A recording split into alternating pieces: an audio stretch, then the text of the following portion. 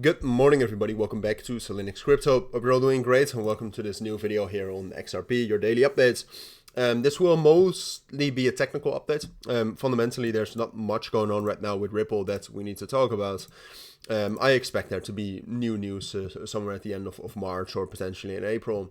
But at this point of time, I mean, the last thing we heard was last week with rumors of the Ripple SEC case potentially ending soon, which, I mean, those are rumors, but that's also pretty certain already that it's ending soon, at least in the next 4 months or so, I'd say. At least the last 2 times we actually had a major breakthrough in the case was both in July, so if it hasn't happened before that, I don't know what's going on. But no, I mean, last week we had some fundamental news, now not really, and that's also reflected in the price, all right? I mean, as you can see, so far, and especially yesterday evening with the bearish pressure we had, or at least the breakdown we had from Bitcoin from that level at 84,500, XRP fell down as well, and that was one of these scenarios. I mean, what we talked about earlier this weekend is that it was most likely that we would reject from the POC. That's what we did. And then yesterday we talked about, all right, well, we're either going to, in the accelerated scenario right here, we're either going to reclaim that POC very quickly and get up to 2.65, 2.75 if we actually get favorable markets. And otherwise, it's more likely also on the higher time frames. It wouldn't be bad to do this.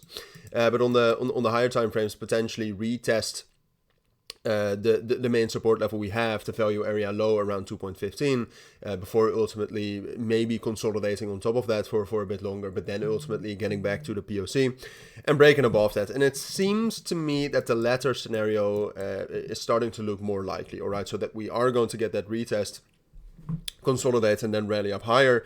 Now, I have to say, with XRP, and most of you know that already, but it is very, very dependent, of course, on the fundamentals. I mean, if we get good news, there still seems to be some sort of leverage appetite, or appetite to leverage into the price of XRP right here, as you can see.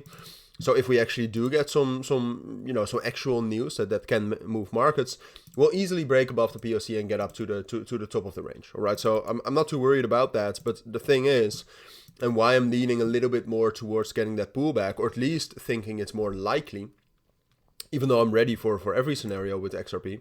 And later today, by the way, I'll post another XRP video talking about my long-term plans of XRP. So if you're interested in that, I mean, these videos are all very short-term. If you're interested in my long-term views, keep an eye on the channel. I'll probably publish it around 3 p.m. UTC +1. But no, I mean, short term, I'm not sure where I left off, but yeah, so I'm ready if we actually get some strong momentum as well. But right now, what you can see is that, yes, we still have some leverage coming into the price, but the leverage is not doing the same as it was last week. Last week we had leverage coming into the price, and it actually made the market move, and it was complemented by spot volume coming in. And what you can see over the course of at least the last 24 hours is that the volume for XRP actually is already down again, so there's no real strength in that sense. And the leverage is not really doing anything. I mean, we're holding this level at 2.3. That's nice, but it's not really providing any upwards price action. So therefore, I'd say that leverage is most likely to get washed.